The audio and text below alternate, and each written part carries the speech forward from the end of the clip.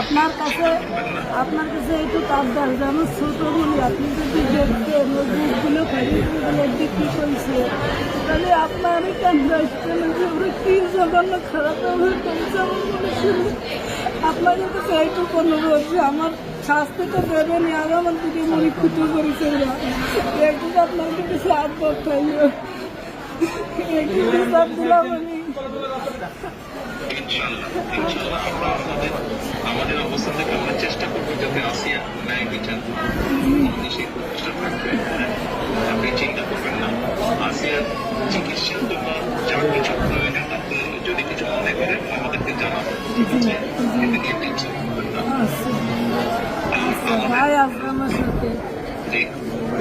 আমাদের লোকজন সবাই নেতারা আপনার পাশে আসিয়ার পাশে তারা থাকবে। জি আছে নয়ন ভাই আপনি নয়ন ভাই